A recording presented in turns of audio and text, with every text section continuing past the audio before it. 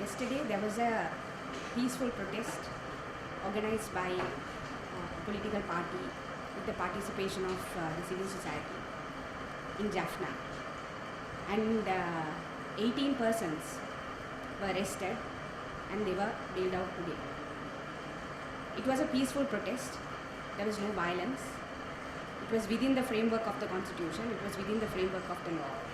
And still the government used police and force to arrest and disperse of protests simply because it was against the president. So what we see is that whether it be the north or whether it be the south, the president has been using the police and the military and the armed forces as his personal property to decorate his ego. What is significant is that in the south too, opposing the Independence Day celebration, there was a satyagraha organized on the 3rd of February. And in a similar manner, people were dispersed, violence was used, people were charged on, and then they were arrested and bailed out. So we see a pattern here. But we are gathered as a trade union and civil society organization, which is a movement which gathers in Colombo regularly. And we want to send a clear message to people in the north, but also people in the rest of the country, that the government may decide to oppress democratic spaces. The government may decide to close up democratic spaces.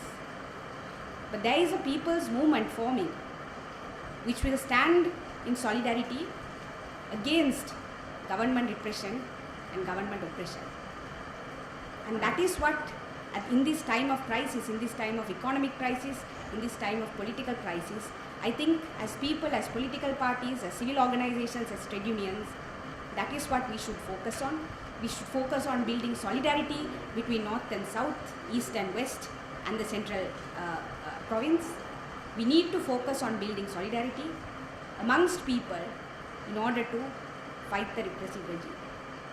I also want to say that last year, when the 2023 budget was passed and large amounts of money was allocated for defense and public security expenditure, we urged all political parties to vote against this budget.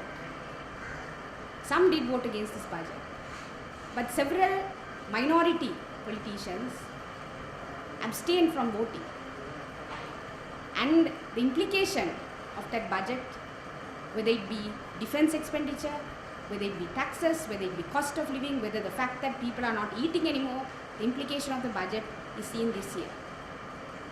So this is the reason why we insist on political actors working in the national interest, working together in the national interest, and not focus on small time political gains.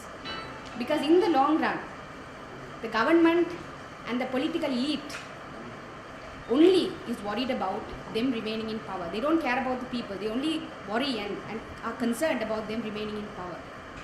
So moving forward, I hope we also pressure our political representatives to work together to vote against repressive legislations like the 2023 budget, to prevent such incidents which we are experiencing this year.